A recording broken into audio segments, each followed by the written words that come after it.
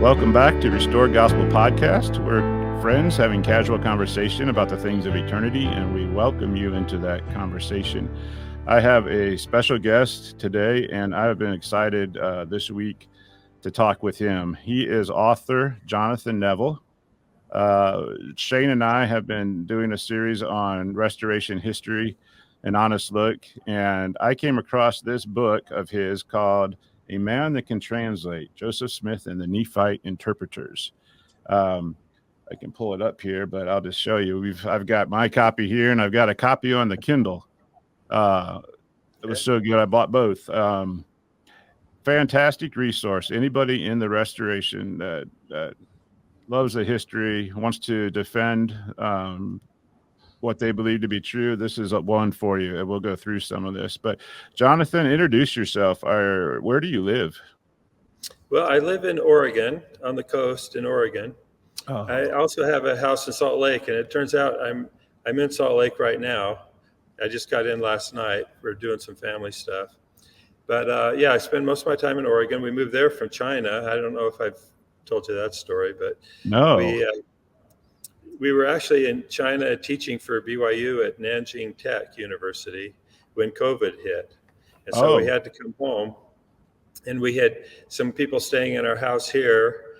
And so we ended up buying a house in Oregon on the coast and moved there. And we've pretty much been there ever since.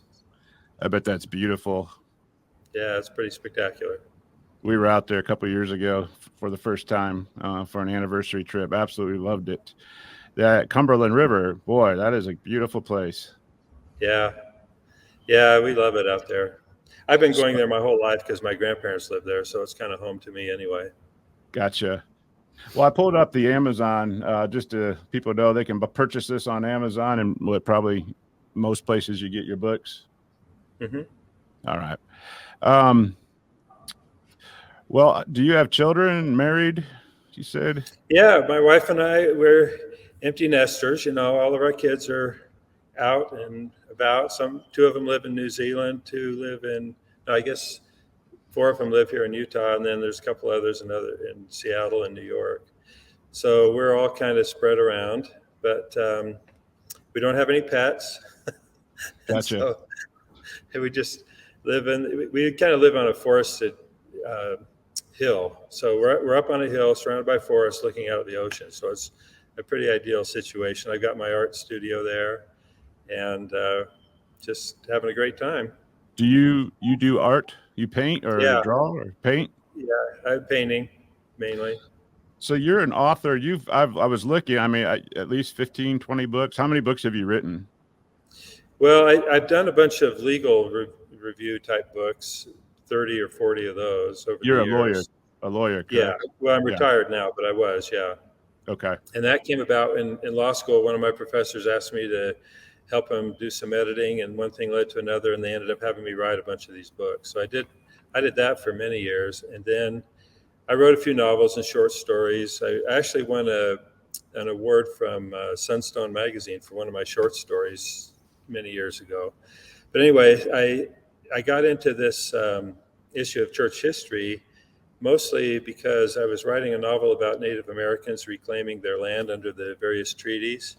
And a friend of mine said I needed to meet Rod Meldrum. And I don't know how much of that background you want to go into, but it was very eye-opening for me to go on a tour with him and Wayne May in Ohio and see all these the mounds and the indications, the things in the museums that the Book of Mormon refers to. And when I asked him, well, why do we ever get in this Mesoamerican setting? And he said it's because of these articles in the Times and Seasons. And so the first book I wrote was about those articles in the 1842 Times and Seasons. And then, different questions would come up. People would ask me questions, and I'd say, I never thought about that. And so I would research it, and I ended up writing, around 10 books on LDS church history. And, the one you mentioned, A Man That Can Translate, was one of the most recent ones. Yeah. So what started what got you interested into the translation process? Well, a lot of it had to do with the idea, the stone in the hat idea. Mm-hmm. That, people were asking me about it a lot, and I hadn't paid that much attention to it. And then I started I read for example, the Gospel Topics essay on Book of Mormon translation. I read Royal Skousen's books on the Book of Mormon, and some of the things on Fair LDS and other authors writing about. And it looked to me like the scholarly world had kind of rejected the idea that Joseph Smith translated the plates, and instead they were kind of coalescing around this idea that all he did was read words that appeared on a stone in the hat, right? And Rough Stone Rolling was another one that I read. Mm-hmm. And so I was curious about how this happened, why there's this transition. And so I started doing the research into it, reading the scholarly papers, and then also reading the original sources primarily. And one thing that really struck me was how the scholars, it's hard to generalize. We don't have time to get into all the details of who said what, but generally, I'm just going to say the scholars, including the Gospel Topics essay, they just don't ever quote what Joseph Smith and Oliver Cowdery said. Instead, they quote what David Whitmer, Emma Smith, and Martin Harris, and a few others said about the translation. And when you look at it from a normal historical analysis perspective, you usually take the earliest accounts first, or have priority, especially when they're provided by the principals in the events.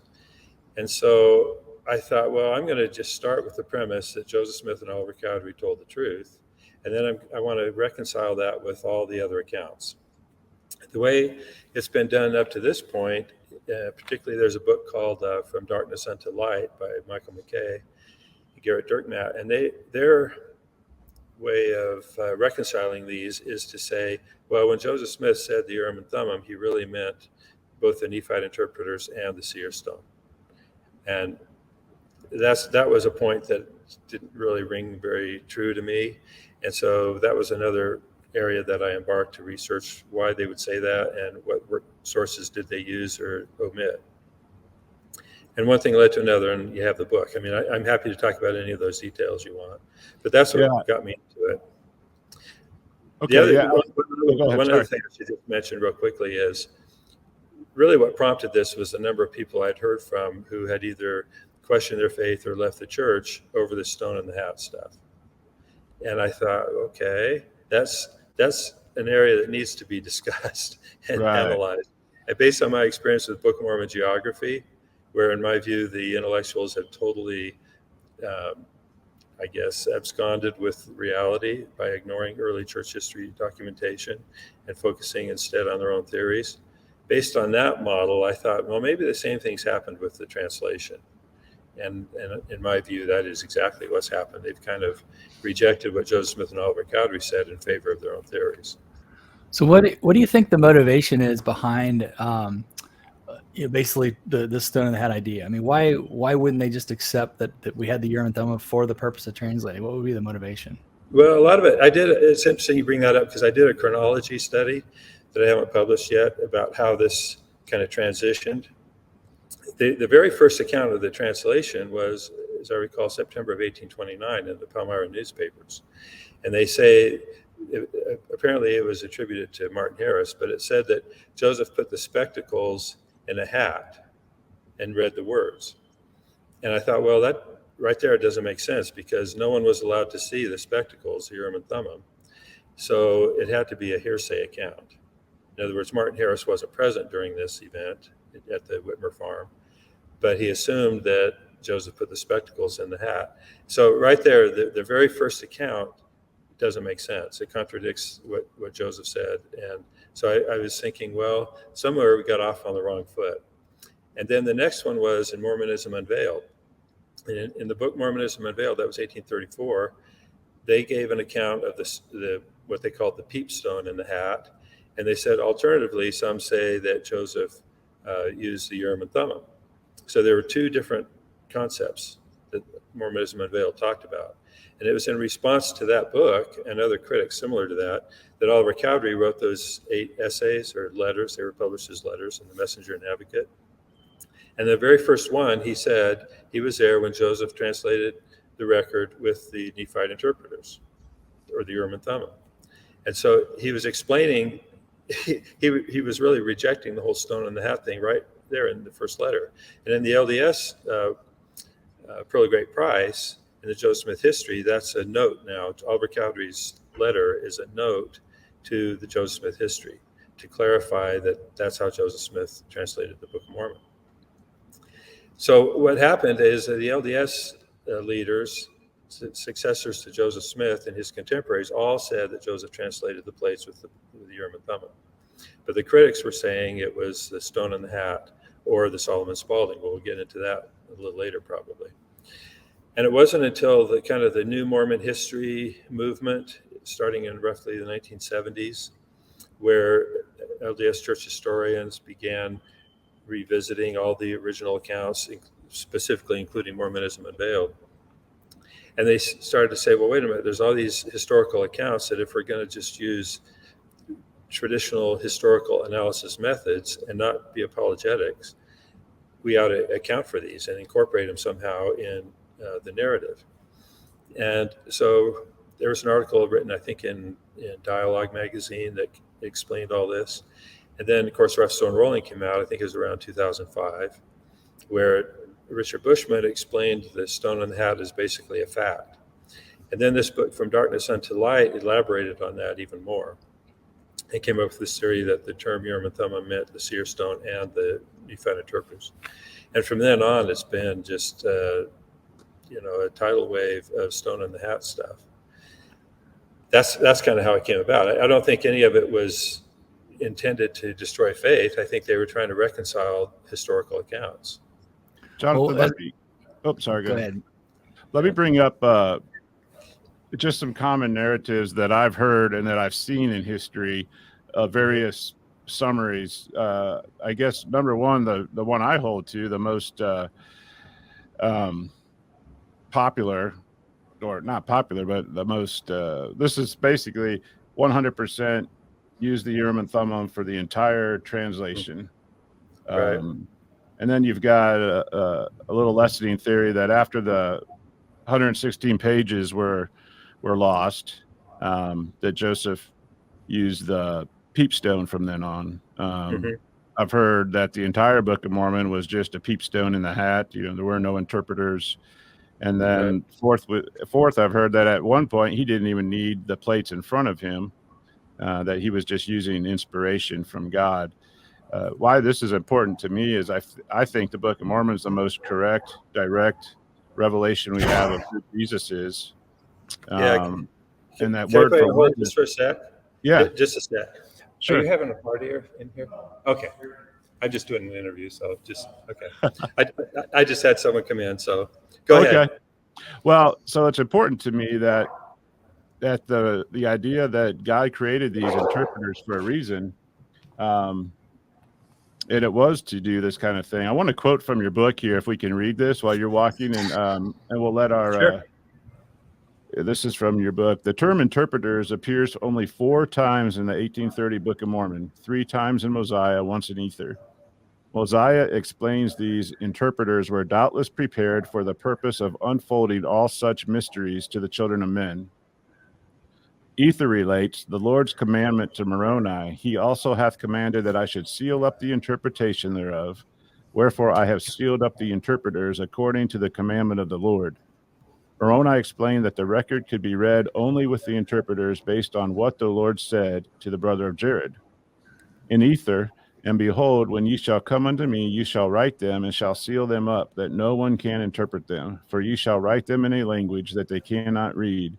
And behold, these 2 stones will I give unto thee, and ye shall seal them up also with the things which ye shall write. For behold, the language which ye shall write I have confounded. Wherefore I will cause in my own due time that these stones shall magnify to the eyes of men these things which ye shall write. And here's the key here. It says, we see that the Jaredite language could not be interpreted without these stones. Magnify here presumably means more than just merely enlarging the engravings like a magnifying glass. It connotes an expansion of understanding, conferring an ability to translate. That the stones would magnify to the eyes of men suggests multiple future translators, Mosiah, Moroni, and Joseph Smith. I don't know if all of that was in your book, but I know that last part was A Man That Could Translate by Neville. So I wonder, do you know the fact that these interpreters. So let's talk about terminology. You have a peepstone, and do you hold to the fact that Joseph in his earlier life was using a peepstone? With the divining rods and peepstones were common. What do you know about that? Well, obviously I don't know anything other than what's in the sources, but sources tend to elaborate and expand and assume things. And again, in these 8 letters that Oliver Cowdery wrote, he addressed this issue of the seer stones. And he said that he kind of ridiculed the idea that he admitted that Joseph had used them down in Pennsylvania.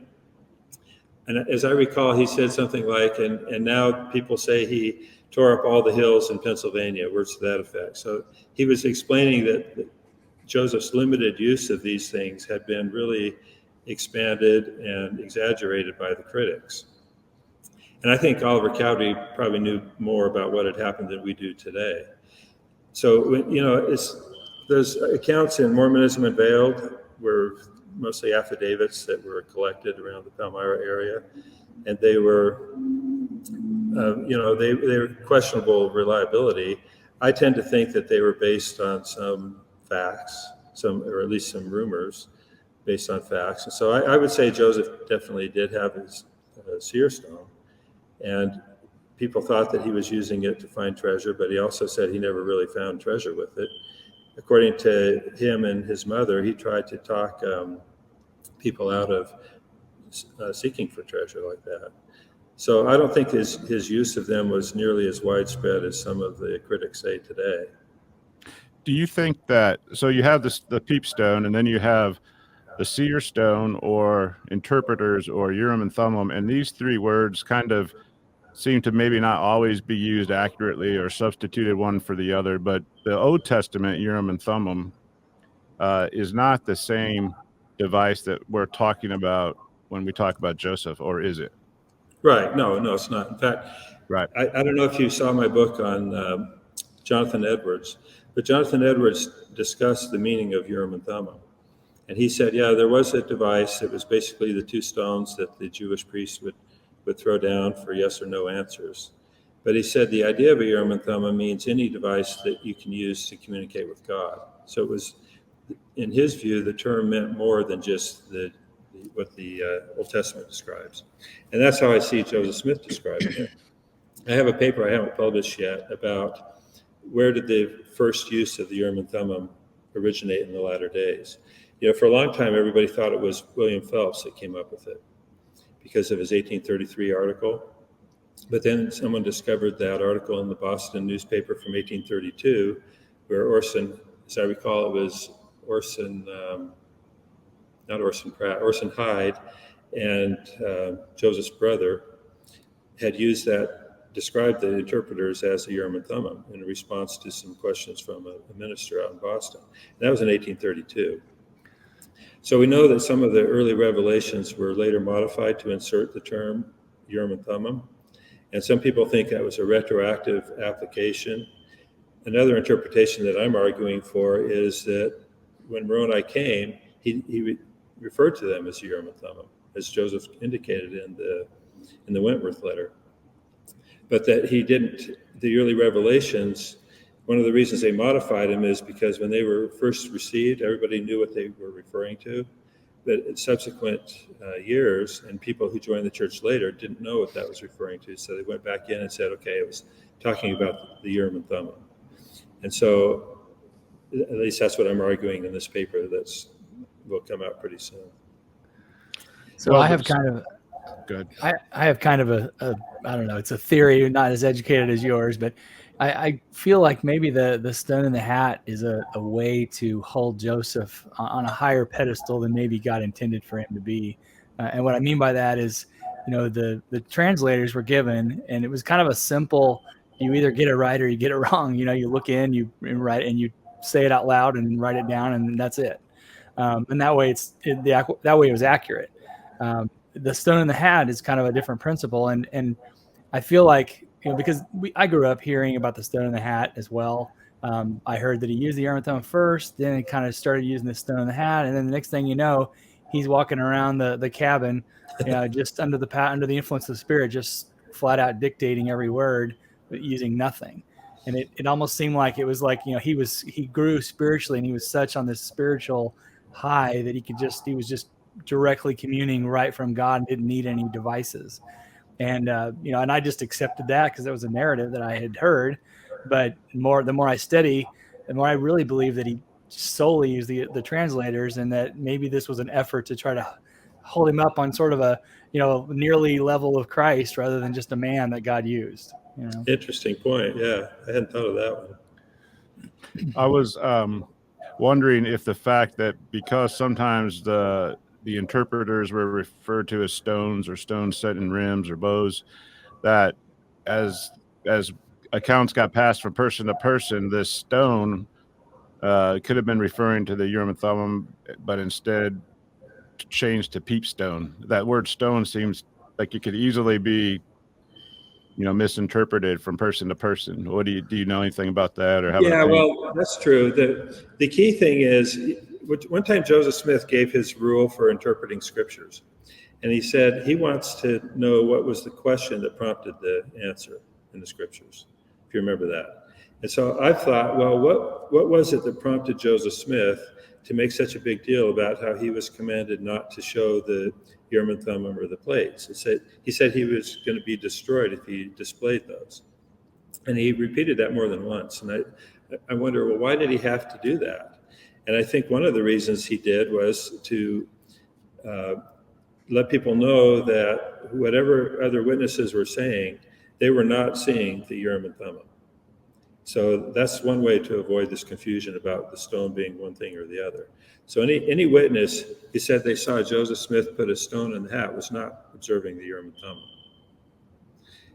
By definition, and Joseph said that only those, presumably Oliver Cowdery saw it when he tried to translate. That's another topic. But until the three witnesses had their experience, no one else saw the Urim and Thummim. And so anyone who said they saw the stone in the hat was not observing the Urim and Thummim. And from my perspective, that means that whatever Joseph was doing with the stone in the hat, it was not the translation. And that's what led me to this demonstration hypothesis that I talk about in the book. Yeah, why don't you tell us about and I wanted to let you know at the end, I've got your appendix pulled up on the Kindle and kind of go through how you laid out sources from firsthand to secondhand, and how you show who said it. And that was really, really neat. But yeah, tell me about the demonstration hypothesis.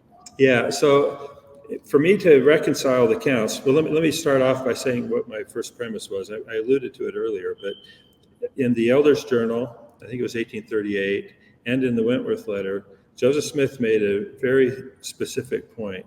He said, with the plates came the interpreters, or the Urim and Thummim, and by means of the Urim and Thummim, I translated the Book of Mormon. There's no room in there at all for a seer stone, particularly a seer stone that he was not with the plates.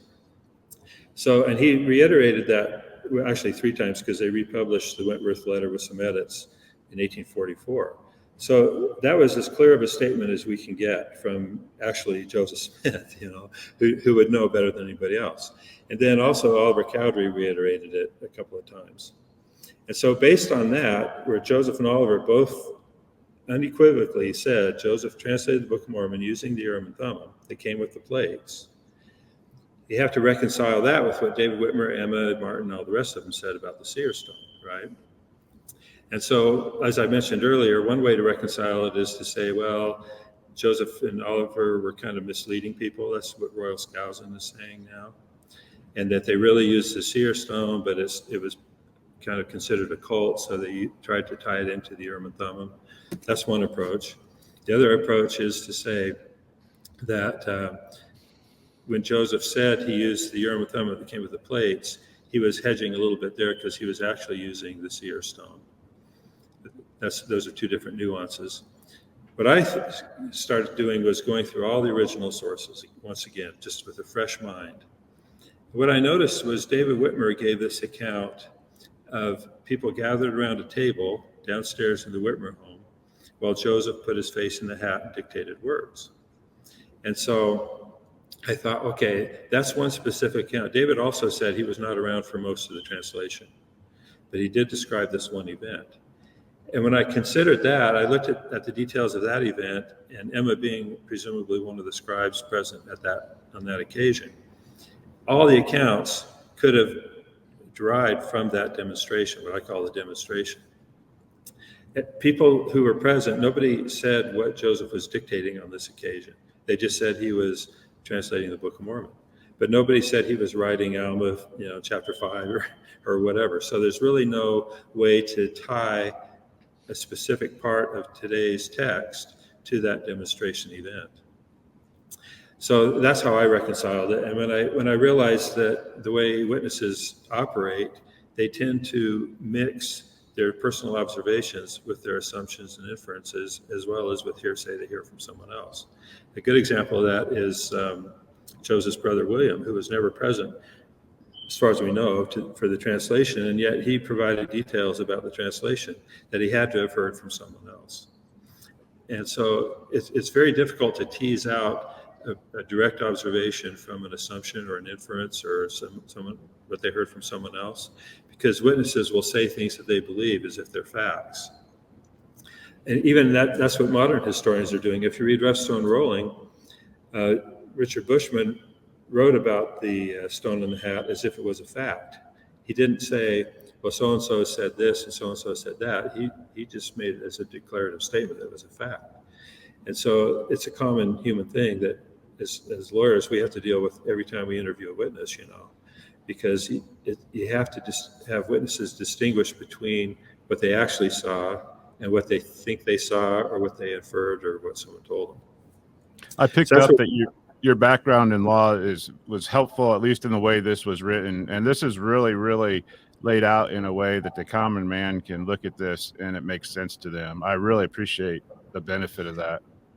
Well, I hope so, because it's out of the normal experience for most people to realize how witnesses testify.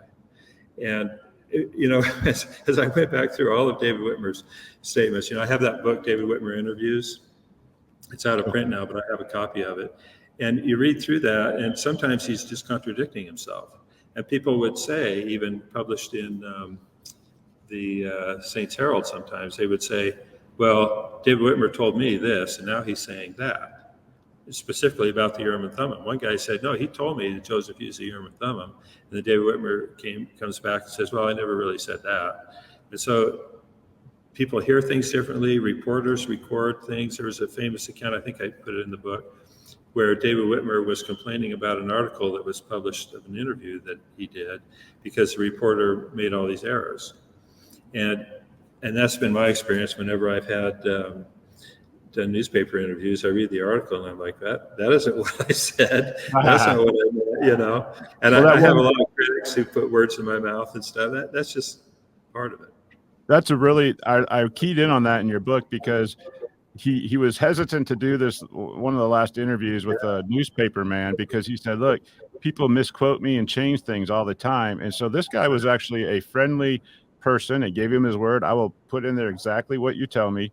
And sure enough, the paper came out and there were some distinct changes, but David wrote to the paper and published his letter to the editor and said, I don't think he was trying to be malicious or didn't intend to do this, but here is what I said and here's what he reported. So even when both people were on the same page, having the same goal, and there was no, like, I'm going to bash this Mormon and make it out to be bad, it was still messed up.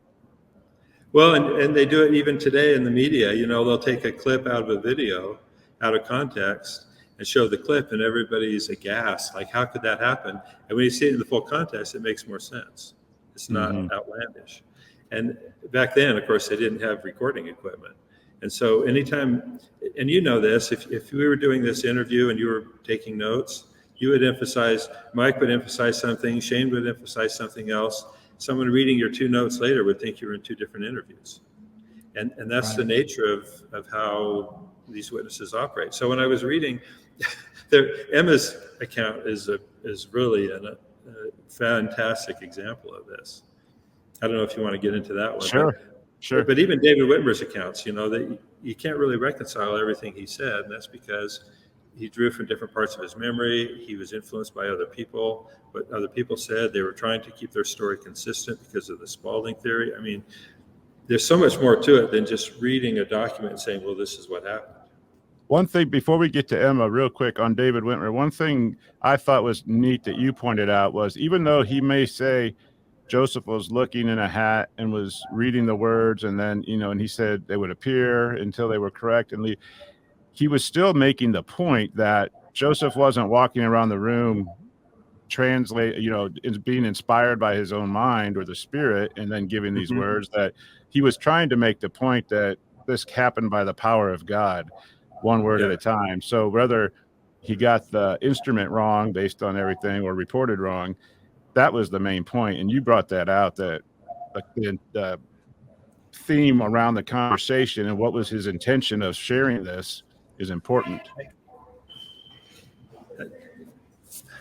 Yeah, a few more people just came in, which is fine. They're going swimming anyway. And well, it's not only that. It's interesting that David Whitmer, in my view, as you know from reading the book, was really acting as an apologist more than anything else. He was not. He admitted he wasn't around for most of the translation, and that took place upstairs. So he was just trying to do his best to. I don't know, I guess, justify what he was trying to promote in terms of Joseph being inspired. And he thought the best way to portray that was the way he was portraying it. But he wasn't acting as a specific reporter about what he actually saw. And I say that because one example you gave was the word for word thing, where he would say every word was correct, and if it wasn't correct, the stone would not display more words, right? Yeah. But when you look at the original manuscript, that's not accurate at all, because there's lots of misspellings in there. There's some corrections. Later on, Joseph Smith went back and made hundreds or thousands of corrections, depending on how you look at it. So that to me is evidence that Joseph was a translator, not just dictating words that appeared on a stone. But for David Whitmer, it was more important. I guess we haven't talked about the Solomon Spalding element of this. It was more important for him to defeat the Solomon Spalding theory than anything else.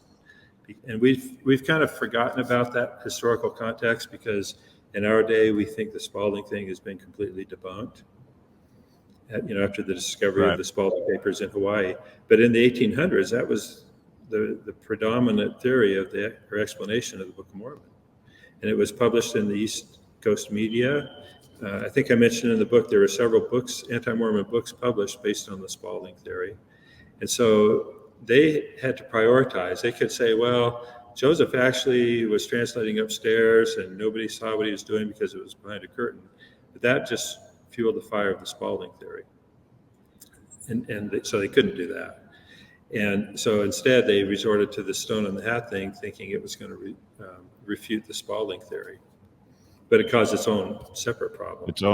And looking back now, any number of books, View of the Hebrews or anything, but back then they were really, that was a key thing at the day.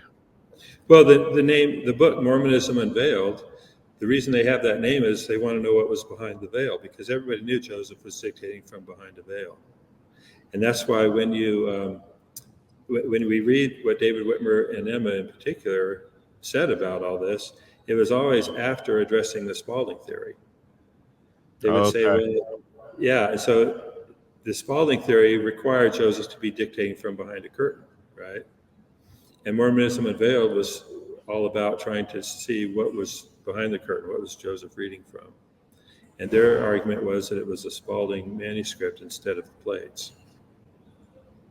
That's a keynote, really. I think underlying everything is the context of why they were even giving their account. What led to that? What were they trying to defend? That's a good point there. Yeah.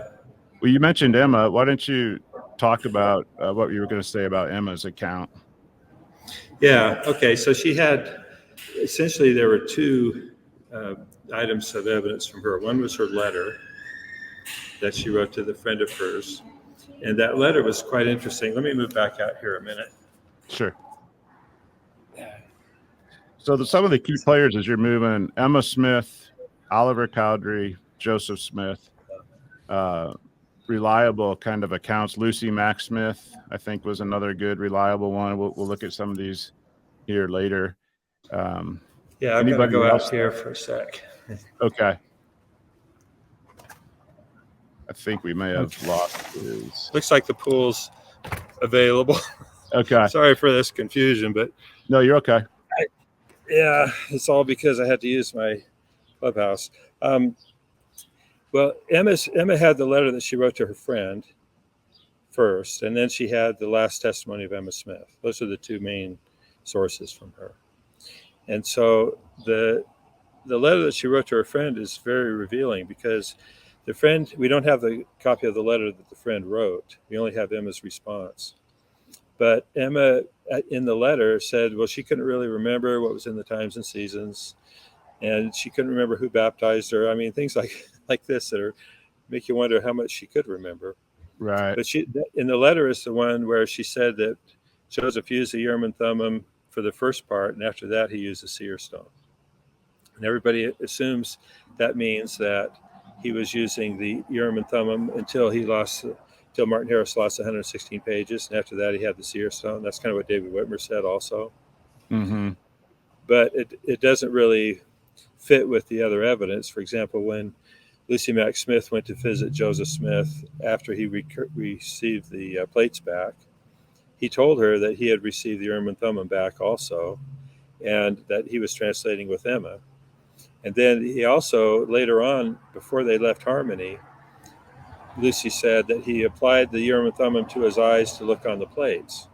So, and that's consistent with what Joseph said, that he used the Urim and Thummim, right?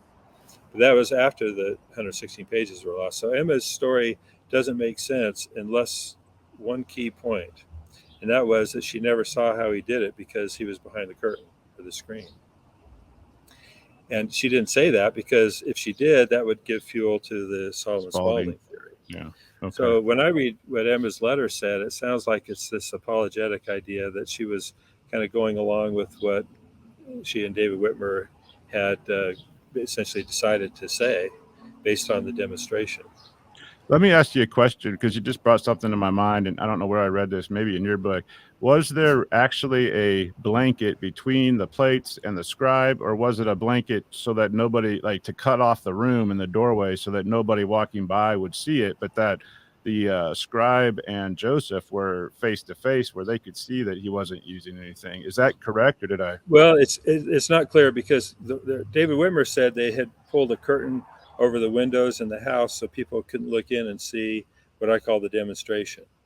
But there were people sitting all around the table from both families.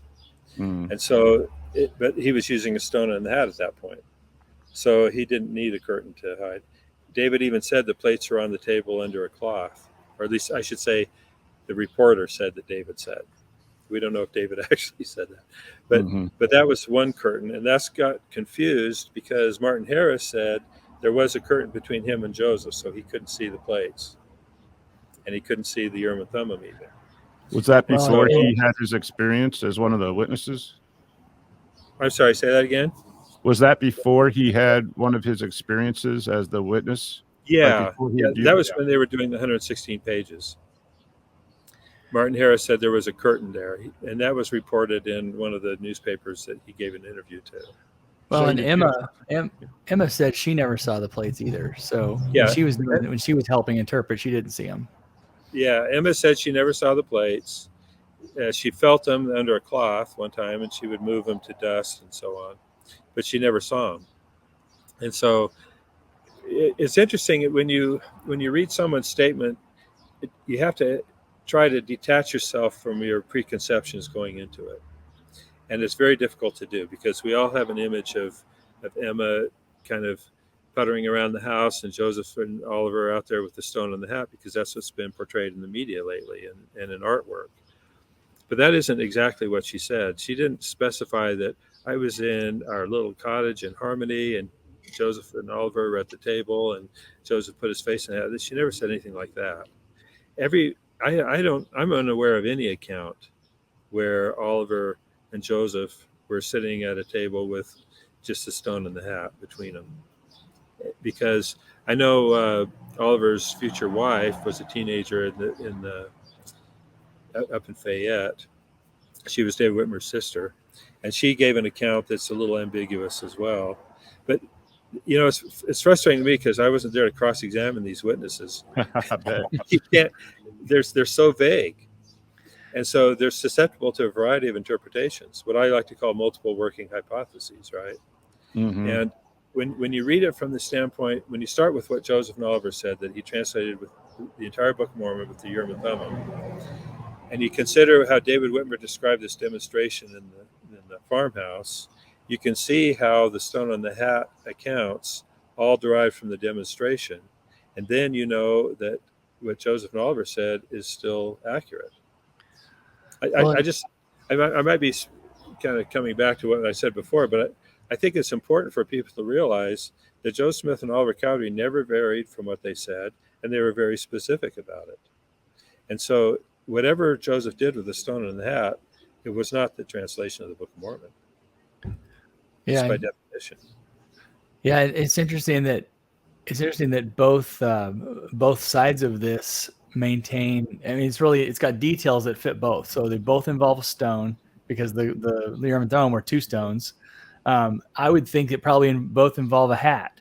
I could easily see Joseph putting the hat around his eyes so that he could get a better, clearer picture of what he's looking at as he looks into the Urim and Thummim, blocking outside light. So I don't see that. I mean, they're very similar. I think the key is focusing on the fact that God gave the interpreters for the purpose of this work, and not some mystical, outside thing. Well, that brings up a point I wanted to make. Unless you have something else, Mike, you want to say first? No, I was gonna go towards just some philosophical questions regarding what did God say, because sometimes we hold up what men say in their accounts and want that to be more proof than the scriptures. Yeah, and when you read the Doctrine and Covenants, it's pretty explicit that he was told to translate the engravings on the plates, and it talks about the Urim and Thummim as well. Of course, like I said earlier, some of those revelations in the modern Doctrine and Covenants were changed from the Book of Commandments and the earlier ones to insert the Urim and Thummim. And that's where the critics will say, well, Joseph just used the same term for the stone and the Nephite interpreters, where I'm saying, no, Moroni identified these interpreters as the Urim and Thummim all Which along. Means those words mean, I think, we talked about this before, but light and what do you know what the actual words stand for? I don't want to say it wrong. Lights and truth. I think that for a while. It's truth, isn't it? Essentially, something like that. Yeah.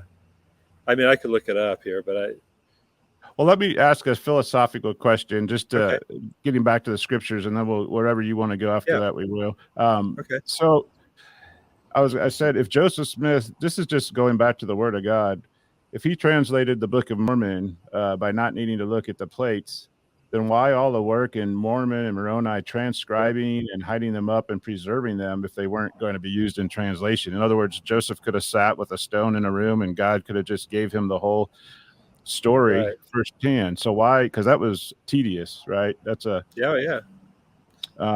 if Joseph just made the plates himself, why would he use commandments from God to not show them to anybody? If he was trying to pull off a hoax, wouldn't he want to show them to everyone, to have them examine them and make his story more legitimate? Good point. I mean, the whole time people are, well, he doesn't have anything under there, or it's just a rock or a pile of tin, But and then kind of the same lines, why would the interpreters be placed with the record if they weren't needed to be used? Why would God have made them way back with a brother of Jared and told them people in the future would use them?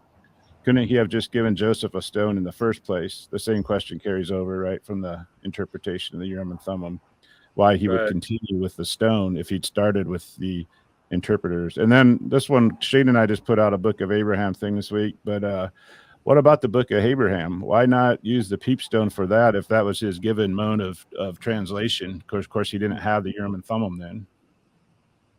So that was just some philosophical questions, I think, that go above and beyond who said what to some common sense about what God said.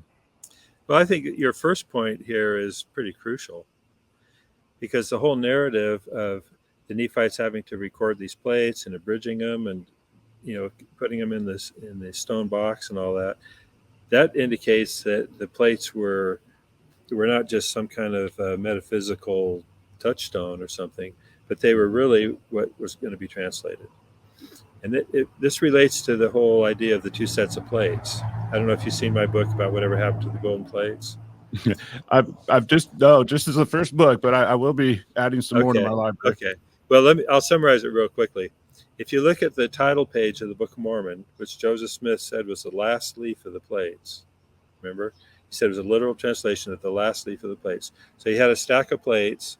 Title page was the last leaf. Apparently, there's other ancient documents where they put like their table of contents as the last thing in the book.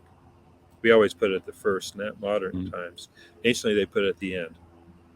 And the table of contents, or the title page, tells us what's in the plates. And it says there's an abridged record of the Nephites, an abridged record of the Jaredites. And then Moroni added his little bit at the end. There's nothing in there about any original plates of Nephi. It's not even alluded to or suggested. So that tells me that in the plates that Moroni put in the stone box did not include the plates of Nephi. Joseph took those abridged plates to Harmony. He translated all of them. He started with the Book of Lehi. Those got lost. They went all the way through the end to the title page. And then he and Oliver considered going back and retranslating the plates of Lehi, the record of Lehi. And that's when the Lord said, no, don't do that. That's in D&C 10. The Lord says, don't retranslate that. Instead, you have to translate the plates of Nephi, the engravings on the plates of Nephi. The key point is he didn't have the plates of Nephi at that point in Harmony. He had to get those later. And so when he finished the abridged plates in Harmony, he gave those to the divine messenger, who took those plates to Cumorah, the repository at Cumorah, where he picked up the plates of Nephi and took those to Fayette. And that's why Joseph translated the plates of Nephi in Fayette. So they're two completely different sets of plates.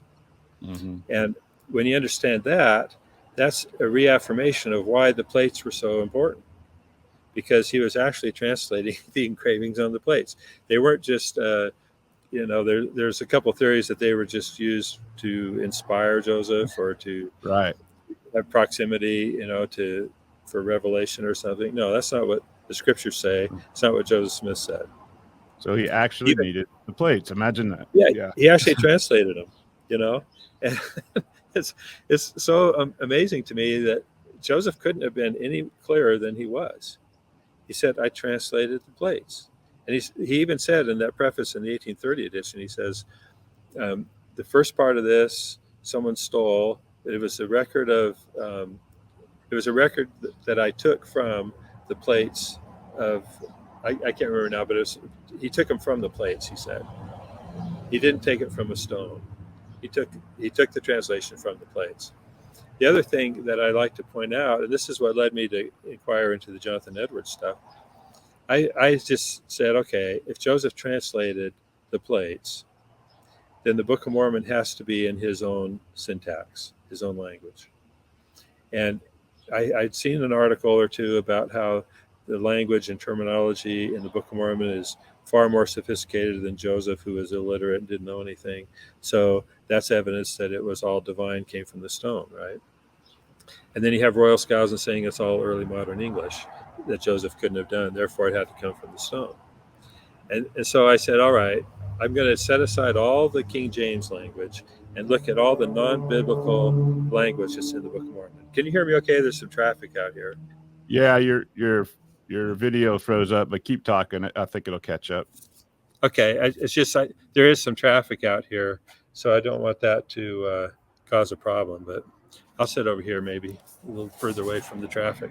I think maybe your Wi-Fi doesn't get as good a service out there. It's but that's okay. Keep talking. Your voice is clear. If it brings back in, those people might be gone now. But anyway, so I looked at the non-biblical language in the Book of Mormon, and I tried to see where Joseph could have acquired all this language and terminology and even some of the concepts. And that's what led me eventually to looking at the books that were on sale in the Palmyra bookstore, which included the 8 volumes of Jonathan Edwards, and that's what led to that whole book.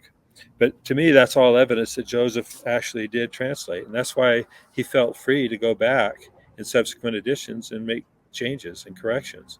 Because as the translator, he knew what the original said, going back through it, he realized, well, I didn't really express it as well as I should have. I'm going to change it here and here and here. A lot of that had to do with changing pronouns, and but still there were some substantive things too. And I think as a translator, he went back in, and just like any author, I've gone back through and rewritten parts of my books to make them more clear, as I get input from people. And a translator can only translate the best he can the first time through, even under inspiration, but it was still his translation. And so when he went back through and made all those changes, to me, that's more evidence that he translated it. I think it's awesome. Yeah. Well, so if, like, I guess for me, I've always taken it, like what David Whitmer said, as far as he looked in and saw the actual words to write, and that, that he couldn't write if they wrote it wrong, that he would lose it. And but I guess my thinking is, and I see what you're saying. I guess my thoughts are, if he looked into them, what was he seeing then? If he wasn't seeing the words to write, then, was he just given general ideas and he expressed them, re-expressed them in English? Or, I'm not following how. Yeah. Well, let's start with what David Whitmer said, because what David Whitmer said was necessarily hearsay, right? He did. Mm-hmm. David Whitmer never looked in there. Right. He didn't even say Joseph Smith specifically told me this. He just made these statements of fact as if he knew it from personal experience, which he didn't. Plus, of course, he made those statements decades after the fact. So when I see that, I see him refuting Solomon Spalding again right there. So I don't give really any credence to what David Whitmer said about what Joseph saw in the hat. But plus, as I mentioned, the manuscript and Joseph's subsequent edits contradict that idea anyway. Think about it. If Joseph Smith was really only dictating the words specifically that showed up on the stone in the hat, how could he possibly go back and change those words later? Right. He would be changing the direct word of God. You can't do that. So what was he seeing then? I guess that's my question. What was he seeing? Yeah, what was the Urim and Thummim doing? Mm-hmm. Well, he told us the first thing he did was he copied the characters and translated them by means of the Urim and Thummim. And so that tells me he was learning the language, basically, because he would copy a character off, use the Urim and Thummim. And the only really guidance we have on that is in LDS D&C 9, where the Lord told Oliver Cowdery, to study it out in your mind and all that. I guess maybe that's not 9, but 9 was where the Lord said you tried, but you couldn't do it. But, in those early revelations, the Lord told Oliver Cowdery that he couldn't just ask for it. He had to study it out in his mind and then ask if it was right or not. That tells me there's a kind of an interaction, a deliberative effort to do a translation. And what I see happening is there's a similar analogy to in the Rosetta Stone. I don't know if you've ever looked at the detailed translations on the Rosetta Stone, but they will have the words in the 3 languages, Greek and then the 2 Egyptian languages. And one word has multiple connotations. And so you have to kind of take the word and think of, well, could it mean this or could it mean that? And just like in English, there's lots of words that have multiple meanings. And when you combine more than one word, then you expand the possibilities. And so anytime you're translating something, you have to choose among, multiple working hypotheses. You have to choose among alternatives. And I think that's what the study it out in your mind is. And then you get a confirmation. So if I've done translation before, and when I come across something in an original language, I think, how do I express this in English? And you have to kind of think it through, and you come up with 2 or 3 alternatives. Sometimes you write them out. Other times you just say, well, I'm going to do this one. And that's what I see happening with Joseph Smith too. He would say, okay, this word, the Urim and Thummim says it means this. And so how do I articulate that? In other words, I see the Urim and Thummim as giving him a literal translation, but he had to transfer that into something that people would understand that would make sense in English. How does Emma's account of him spelling things wrong, or him asking questions to her, like I think she said at one time, she said, Did Jerusalem really have walls around it? Yeah. Okay, that's a good example. Yeah. Because David Whitmer said that too. It became kind of an apocryphal story. And I looked into that once, and I looked in the Bible, and it's hard to tell if there were walls around Jerusalem at 600 BC, at least as I read it, and because they built walls after that for sure, but it's hard to say if they were there at 600 BC. So whether Joseph didn't know there were walls around Jerusalem at all, or whether he didn't know there were walls at Jerusalem at 600 BC is an interesting question. I tend to think, because he was very familiar with the Bible, he would have known that Jerusalem had walls around it. It's just did they have walls around it at 600 BC? And so the other one, what was the other one he said about Emma? Oh, spelling the words. Mm-hmm. Well, who knows? I mean, whether he saw them spelled out in English, whether he kind of had a spiritual intuition of what the word was in order to articulate it, it's hard to say. But Ross Skousen pointed out there's lots of multiple variant spellings in the original text. So certainly not all of the words were spelled word for word. Here's an interesting, Corey is a friend of mine that we do the audio podcast together, but he's got restoredgospel.com. It's one of the most first scripture search. He's a computer programmer and did this over 20 years ago just for his own study. But he's kind of done a lot of Hebrew recently, found some really neat things in the Book of Mormon that Joseph wouldn't have known at the time. And even with the Hebrew language at the time wasn't known until people started really discovering the language once again. And one of them is, like, you take this word faith. Uh-huh. The Book of Mormon correctly translates the word faith because of their firmness and their steadiness in the faith.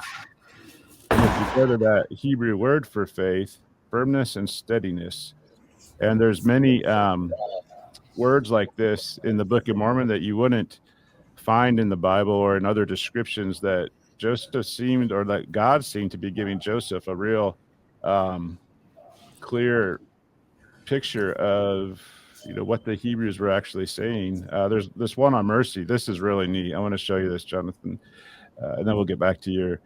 It says in Psalms, "The Lord is merciful and gracious, slow to anger." But the English word merciful does not fully express the original Hebrew meaning of merciful. It means to have compassion, literally to cradle in one's arms, to protect. And so when we look at the Book of Mormon, 2nd Nephi, for example, "And I am encircled about eternally in the arms of his love, mercy." And there's several of those in the Book of Mormon where Joseph, and thus mercy can satisfy the demands of justice and encircles them in the arms of safety. So that's another neat thing to me, that it seems like God was actually giving him what the original meanings were in plain English that weren't even knowledgeable at the time. And now we're seeing that was actually the most correct, maybe the incorrect interpretation of those words. So I don't know if you've seen any of that before, but we're literally finding 10s and 20s and 30s of these things. To me, that's a perfect example of how the Book of Ether describes the Urim and Thummim, because it expanded.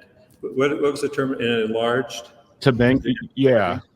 Well, you said to magnify their understanding. Magnify, yeah. To magnify into the eyes.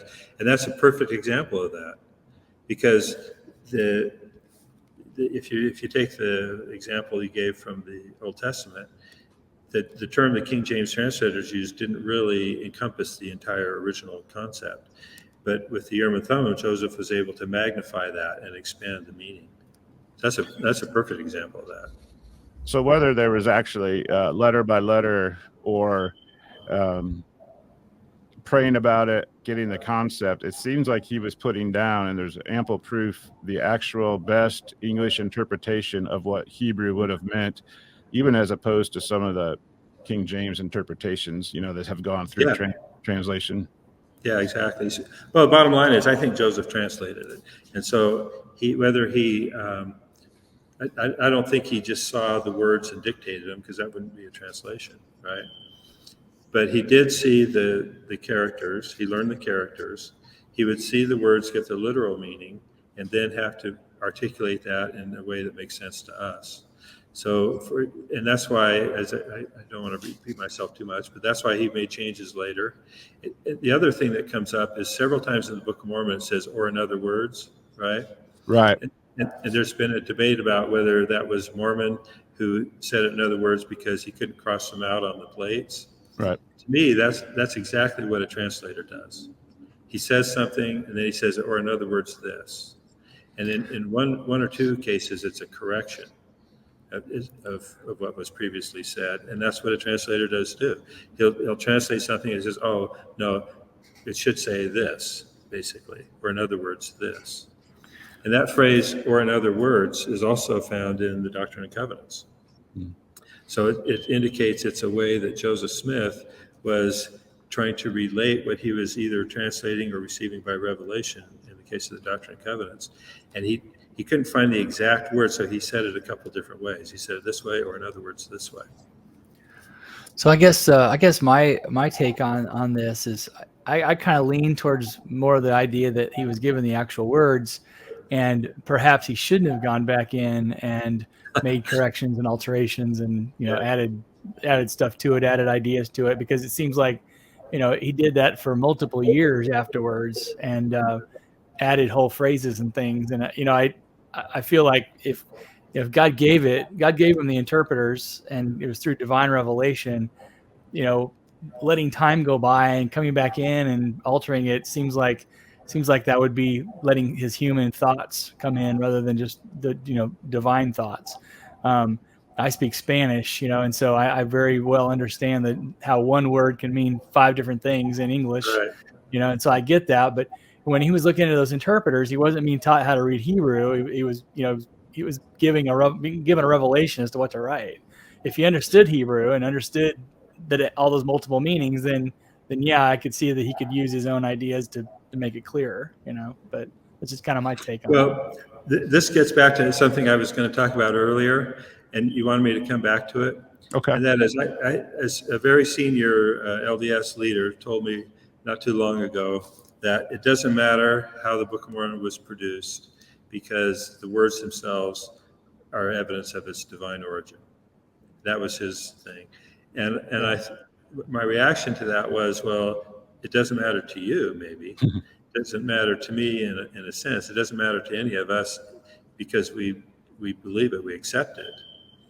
But it seems like the stone in the hat is problematic for people because if the objective is to get people to read the Book of Mormon so the Spirit can come into their lives, what's the biggest impediment to reading the Book of Mormon? And to me, it's the idea that it didn't come from God. And the best way that antagonists have to say the Book of Mormon didn't come from God is the stone in the hat. Because even if Joseph Smith wrote the Book of Mormon, that could be more of a divine origin than using an occult seer stone, right? And so it's hard to imagine a bigger impediment for Christians or in the world in general to accept the Book of Mormon than to say it came from a seer stone. Right. Well, I think this is probably the most important topic for me in the Restoration religion because I've seen churches depart from the teachings of the doctrine or the Book of Mormon, LDS, RLDS, Community of Christ. And so I hang my hat on this book because the book itself says we have to be careful with the Bible because things have entered into the Bible that are, I think there's things in Doctrine and Covenants that are just completely not found in other places in Scripture. And we're not here to debate that, but I will say the Book of Mormon is what is the basis of my foundation. Not that it's not the book, but how Jesus Christ is revealed in that book. And so if anybody tries to, if you're going to take somebody's faith away, if the Book of Mormon crumbles because of proof of some weird way it came about other than the divine power of God, then everything crumbles after that.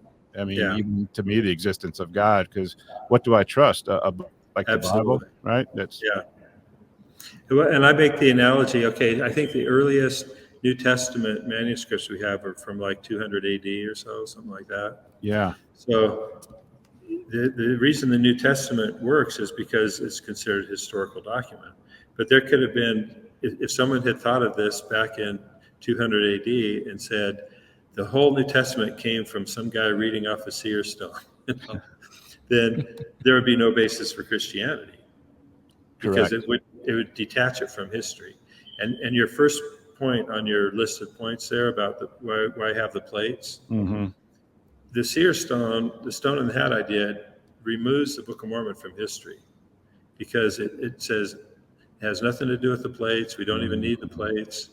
And then it just becomes a kind of a mystical experience that kind of like the Quran, Muhammad goes in and gets all these words and writes them down. There was no ancient source or anything to go along with it. And that's kind of the Quranic explanation, is the stone on the hat. And I think, when you, again, getting back to this idea of why did Joseph make such a big point about saying that he translated the Book of Mormon by means of the Urim and Thummim that came with the plates. He didn't have to get that specific, but he did multiple times. And I think it was because he recognized the potential damage that this stone on the hat narrative would cause. And we see the evidence of that all around us all the time. Yeah. Well, I wonder. Go ahead, Shane. Oh, you just made me think of something else that I think is really important too about the interpreters, is that they, by having the stone in the hat, we're basically interjecting a human element into a miraculous process. Mm-hmm. And the interpreters were prepared for the brother of Jared by God, if I remember that correctly. So these were a supernatural, holy relic that God had created himself for us to use, and so Brother Jared had them, and all the way down, Moroni, I think Moroni or Mormon would have had to have used them, right, to interpret the Book of Ether. Sure. So it was written. Yeah, go ahead. Let me just briefly, I haven't put this in the books, but my idea of the Urim and Thummim is just like the stones that God touched to emanate light for the people of Jared, or the Jaredites across the ocean. I think God could imbue those stones with a portion of his intelligence. And that is what made them translators. They could translate any language, and they could allow Joseph Smith to see things, right? Both in distance and in time, because God put a portion of intelligence. Kind of one way, I don't know how metaphysical we want to get, but he could confer or organize those stones to have some innate intelligence that would interact with Joseph's mind as well. And that's why I see them as being exceptional and special, to the point where they had to be protected and accompany the plates and all that. Whereas this stone, and Joseph had multiple seer stones according to reports. They were just rocks that he found, and the one that the LDS Church put it on display, and published the brown stone that Joseph gave to Oliver Cowdery. And it's funny because along those lines, reportedly when he gave it to Oliver Cowdery, he said, "I don't need this anymore." And so that's one of the reasons people say, well, he must have used it for the translation. And I look at it to say, well, he didn't have to do any more demonstrations. Right. So. And with the idea of the stone having actual power from God, I mean, he touched the stones that gave light, not plugged into a wall outlet or anything for this journey. So there was something of the power of God within those stones, that they generated their own energy and light. And it's kind of a neat, I think, connection to the fact that as you look through them, you also see light and truth. Not that they're the same. Maybe they were. I don't know. I haven't. Well, let me mention one other paper I'm doing, and that is, what does it mean to say the gift and power of God? And what I'm pointing out in this little article I'm doing is the gift was the stones themselves, the Urim and Thummim. The power was the power that was emanating through them that Joseph interacted with. So it was, he said, the gift and power, they're two different things. Sometimes we just conflate them or say they both mean the same. I think they were two different things. Mm-hmm. And that's why I don't buy this seer stone as a gift of God or having the power of God in it. Jonathan, I promised you about an hour, and we're over an hour, but I really want to get to some of the appendix in your book to kind of give people a flavor for what it means to look at sources and what people are saying in the context of how things can be taken. Are you still up for doing that a little bit? Yeah. And then there's nobody in here right now, so I'm good. All right, and then I'll give you plenty. I've got plenty of time, but I know you said it's kind of hot where you're at, so we don't want you to fall out here. All right, so here's the Appendix 1 table of translations. I wanted to point out one thing. You talk about certain phrases being passed on, and they appear in multiple people's accounts, such as day after day or exclude the light. And so I'm going to go to this first. So note the dates: 1870, 1883, 1887, right? So 40 plus years after Joseph was killed, or around there. Here's Elizabeth Ann Whitmer. Now, she was never around when they were being translated or didn't view anything, but it says... Well, she was. She was there. She was a teenager, a young sister of David Whitmer's. But the problem here, I don't know if you're going to get to that, is this statement is attributed to her, but it came to us through William McClellan. Okay. So it's not an original document at all. All right. So, yes. Okay. Sorry. You do say that underneath here. The report was, I was familiar with the manner Joseph Smith translating the Book of Mormon. He would place the director in the hat and then place his face in the hat so as to exclude the light. And then we see an account by William Smith. Is this actually him, or? Yeah, that was.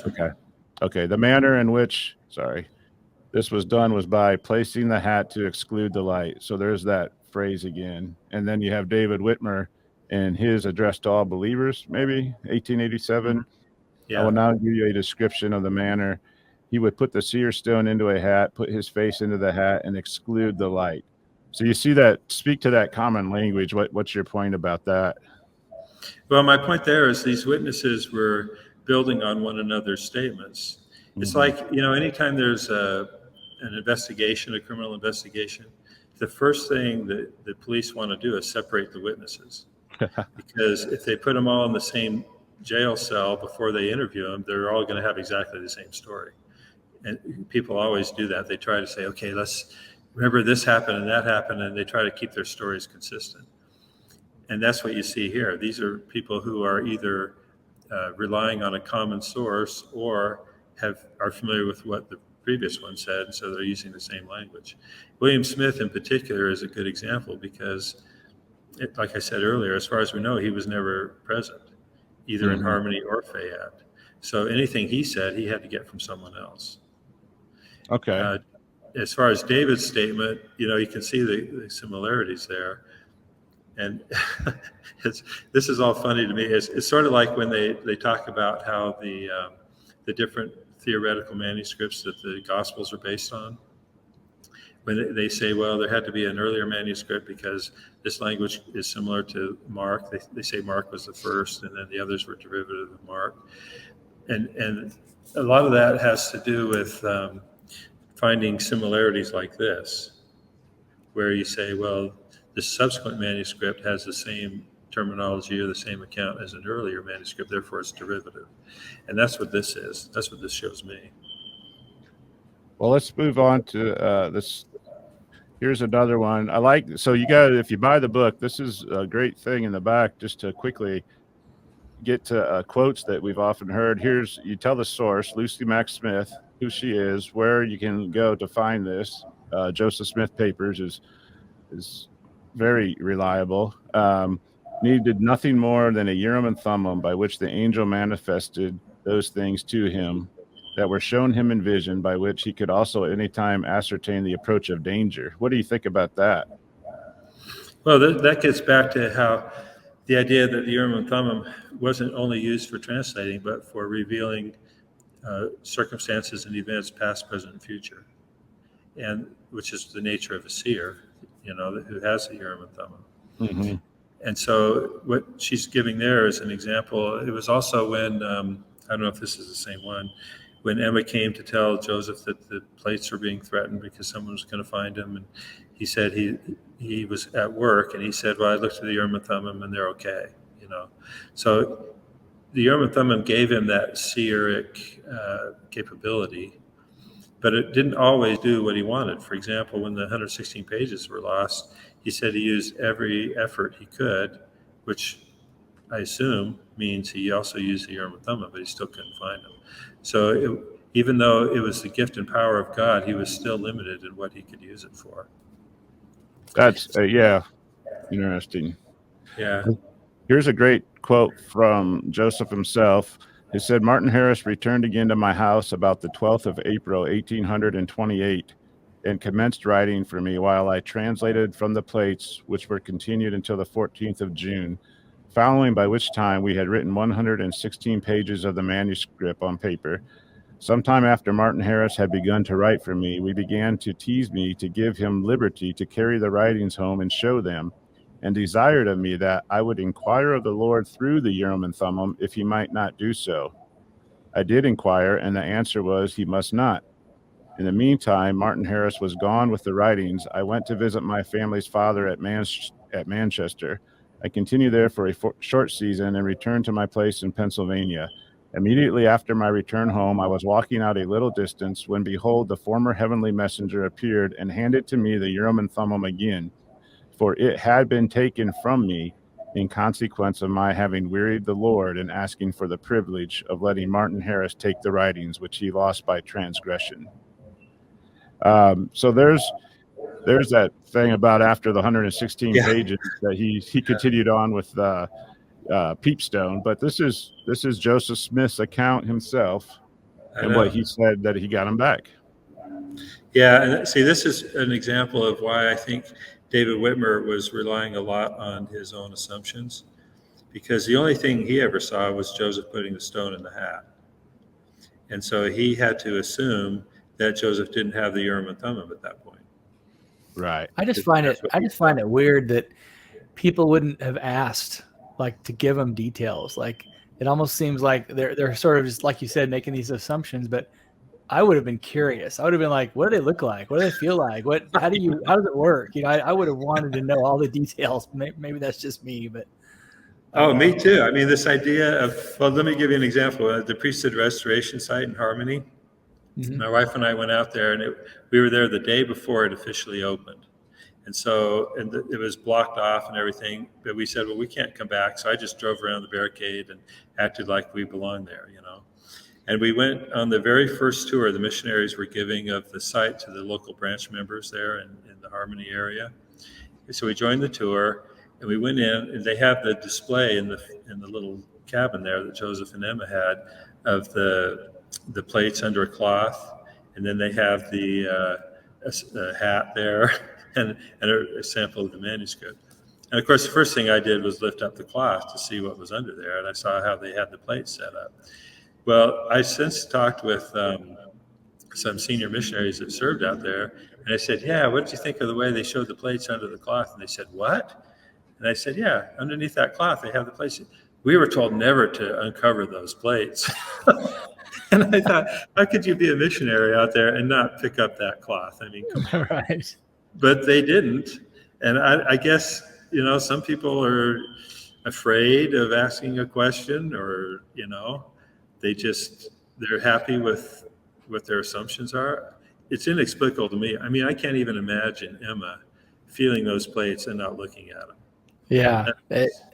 That's a testament to her great faith or self-control. I don't know, to be able to move them around and clean around them and never actually look. That's amazing. But I mean, there's not all those accounts that I have at the end of this book in the appendix. There's not a single one of those that I wouldn't have wanted to cross-examine that witness. Right. That's got to be so Shade and I did an episode on seer, what a seer actually was, and then even the choice seer. But I wanted to read this quote to you. Let me share my screen back here, because this kind of talks about a revelation being given.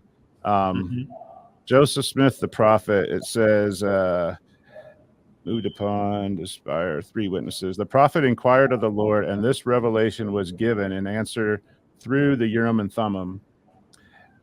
So you see, do you know the exact number of revelations Joseph actually had, or are some of these assumed that any revelation up until the time the Book of Mormon was complete and the interpreters were taken back, were all through the interpreters, or is it just we don't know. Okay. There's no way to tell. For example, this D&C 17 here, it's not in the Book of Commandments, as I recall.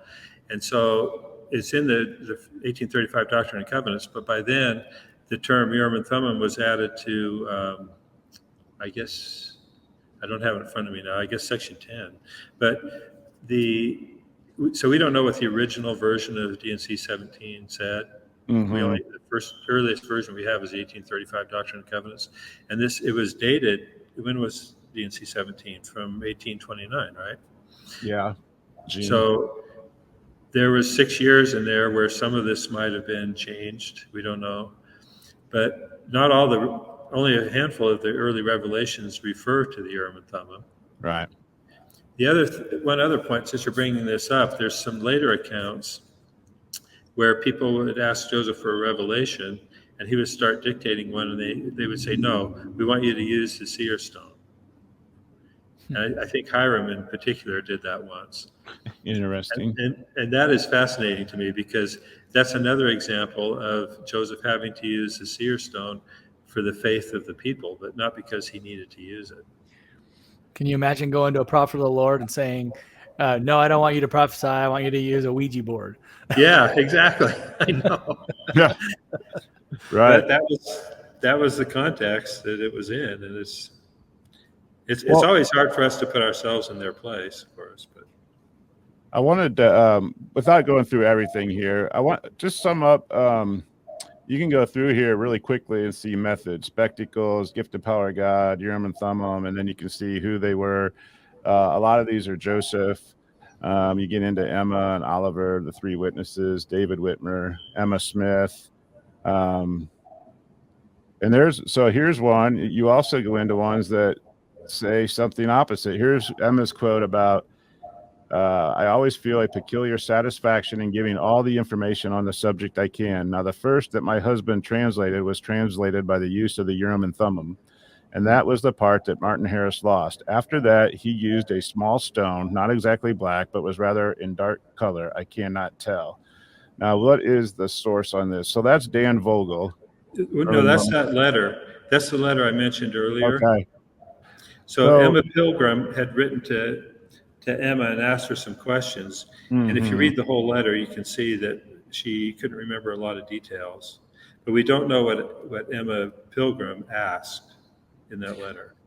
But we also know we had the firsthand account of Joseph that absolutely contradicts this and says the angel gave me back the interpreter. So this is one that enemies of the church will latch on to.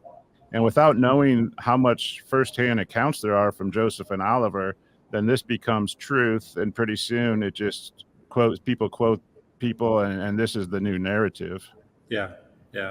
Well, and that's why, as I mentioned, that a lot of the LDS intellectuals now say that Joseph and Oliver were misleading everybody. Sure. And, here it is. This letter is more than 40 years after the fact. And she's trying to remember back, but she couldn't even remember who baptized her. She couldn't remember what the times and seasons said about these things. So that's too convenient. That goes back to the polygamy thing, that Joseph was just lying for God, telling people he didn't practice polygamy and deceiving everybody rather than taking their words at face value, which just seems dishonest with no integrity in a lot of ways, I think.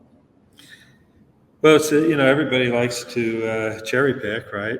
So that's why it's so funny to me that the Gospel Topics essay doesn't even quote what Joseph and Oliver said. If they did, then you couldn't come up with the stone in the hat stuff. Right. Well, Jonathan, sum up. I'll give you just a little bit. Sum up for me. So the basic is there is a lot of firsthand accounts of Joseph using the Urim and Thummim for the entire Book of Mormon. And there's a lot of secondhand, third-hand accounts. And then there's the fact that why are they saying what they're saying? Are they defending him making up a book from the Spalding letter? And whether it's a stone or interpreters, the thing is he was using, the power of God. That's a good point. We didn't really discuss the Spalding thing, which is so key to understanding. If you have time, you're more than welcome to. Yeah, I could do it for a few minutes. I've got about 5 minutes. Okay. Yeah, because again, as I mentioned, that 1834 book, Mormonism Unveiled, said that what was behind the curtain or the screen or the veil was a manuscript by Solomon Spalding. Spalding was a guy who lived in Ohio, had written a manuscript, a novel, let's say, about the origin of the mounds in Ohio. And he had sent it off to Philadelphia for publication, and it became lost. And so the theory was that Sidney Rigdon had also been in that same office in Philadelphia, had stolen the manuscript, had added a bunch of Christian sermons to it, and gave it to Joseph Smith so Joseph Smith could read it as the Book of Mormon from behind the curtain. That was the allegation in Mormonism Unveiled. And so when Oliver Cowdery wrote these 8 essays on church history, the very first one, he said, "These are days never to be forgotten," as I sat there and wrote the Book of Mormon as Joseph translated it with the Urim and Thummim. So he was refuting the Spalding thing. The other thing he did in letter number 7, he talked quite a bit about the Hill Cumorah in New York. And he said it was a fact that it was in this valley west of the Hill Cumorah that the Jaredites and Nephites had their final battles. And he talked about the numbers of people who were killed there and so on, because that was to refute the idea that it was fiction. He talked about the factual location of where these events took place. And so when, nevertheless, Spalding's theory kind of took off because the ministers and so on who were fighting against the Book of Mormon found it a convenient explanation. And it was about a year or so later that Joseph Smith wrote a letter to the church, fairly long letter, and he addressed this book, the Mormonism Unveiled, and said it was full of lies and so on. So it was still becoming an impediment for the missionaries to deal with the Spalding theory. And then I think it was in 1840 or so, something like that, several more books were published expounding on the Spalding theory. And as I had mentioned, that became the predominant accepted explanation for the Book of Mormon. And so Emma in 1870 and David Whitmer and the others were asked about the Spalding theory, and they refuted it. They said, no, Joseph had nothing to read from. He was right there in front of me. All these explanations that refuted the Spalding theory. But then I don't remember what the date was, but the guy, E.D. Howe, who had published the Mormonism Unveiled, sold his printing press. The guy bought it, took it to Hawaii. He was going through the papers, and he found this manuscript by Solomon Spalding. And so the idea was that the manuscript that they found in Hawaii was the one that the Spalding theory was based upon. And when you read it, it doesn't really correlate to the Book of Mormon at all. So it couldn't have been the one that Sidney Rigdon, according to the theory, had. So that refuted the whole Spalding theory pretty much for everybody. Even Fawn Brody, in her book, No Man Knows My History, accepted that the Spalding theory was bogus based on the discovery in Hawaii. So in our day, it's been put to bed a long time ago. That's why we forget the context of what David and Emma and Martin Harris were saying in response to the Spalding theory. And once you understand that context and you understand the demonstration, then you can go through all of their accounts and see why they were saying what they were saying. And they had a factual basis for it because of the demonstration. But they took it too far to say that's how the Book of Mormon was produced. But the bottom line is, if you just stick with what Joseph and Oliver said and what the scriptures say, the revelations and the Doctrine and Covenants, as well as the entire narrative of the Book of Mormon about the importance of these blades, the stone in the hat theory, which I call SITH for an acronym, this doesn't hold up. And there's no need to try to cram the SITH theory into Joseph's narrative. Instead, you have to say, well, the SITH theory had a purpose. It was an apologetic purpose at the time that is no longer even relevant today. And the last thing we should be doing is relying on what David and Emma said decades after the fact and rejecting what Joseph and Oliver said contemporaneously. That's pretty cool. So Mormonism Unveiled, that was a group of writings for people that were disembodied from the church or disenfranchised, that were kind of enemies to the church, right? Collected up affidavits and things. Yeah. They went there's a lot of it's like an appendix, maybe they're short chapters of a bunch of affidavits from Palmyra, people living in Palmyra, and there's a few letters, some correspondence, and so on that they put in there to and it's funny because even in Mormonism Unveiled, they don't have one specific theory, because they talk about the stone in the hat. They say other people say Joseph used the Urim and Thummim, but they rely mostly on the Spalding theory. Gotcha. And they make an interesting point there too. They say, well, if Joseph didn't even use the plates, if he just used a stone in the hat, then what's the point of having the 3 witnesses and the 8 witnesses seeing the plates? Right. Because if he wasn't using the plates, those plates don't add anything. The only reason the statement of the witnesses is important is because Joseph said he translated those plates. All right. Yeah. Yeah. Shane, you have any last questions or thoughts for? No, I appreciate you coming on, and really good information, and I appreciate your books. So. Yeah, sorry about all the disruptions walking around here, but maybe that added a little flavor to the whole thing. I like it. People are used to this kind of stuff on YouTube anymore. So yeah, it's just real, and it's real time, but the audio quality has remained really strong, and for the most part, the video. But I wanted to say, as I was reading your book, I thought I've got to start making a spreadsheet and just putting out who has sources firsthand. And then I came across the appendix. I'm like, oh, bless his heart. He just saved me years of time and stuff. So people go by The Man That Could Translate, A Man That Can Translate, Joseph Smith, The Nephi Interpreters by Jonathan Neville. And it's a good resource to have, especially if people come to you and start bringing up that Joseph used a peepstone to write the Book of Mormon. Yeah. Thank you, Jonathan, for being here. Any last words or things you wanted to? Well, no, thanks for all you're doing, and read up a little bit on the 2 sets of plates thing. It's pretty awesome. I'll check out some of your stuff. Would you ever be willing to come back if we come across the thing that you would be relevant for and help out? Yeah, I'd be happy to. I love talking about this, and I love having different ideas about all of it, because there's none of us were there at the time. We can only rely on these sources. But we have to make sense of the sources. And like Shane said, the Word of God is what should prevail over whatever people said. Are you LDS still in the church? Yeah. Sorry. Yeah. Okay. I'm LDS. Okay. Yeah. We've had people. I'm a pathway missionary. I teach institute. I'm pretty much all in. Okay. But I'm not all in with the scholars. That way.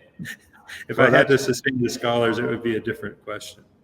Because I think they're too full of themselves to go back and humbly accept what Joseph Smith said. So, well, that's an honest look. I find when we look at the Book of Mormon, which actually started the Restoration before there was any church, this great movement of God for a purpose, that we all have a lot of common ground, and it's when we get off into man-made activities that our paths diverge. So I love talking about it. It's my favorite thing.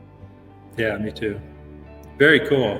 Well, it's been a pleasure to meet you guys. Yeah, you too. Hopefully we can do this again, and I'll have a more quiet setting. I kind of liked it.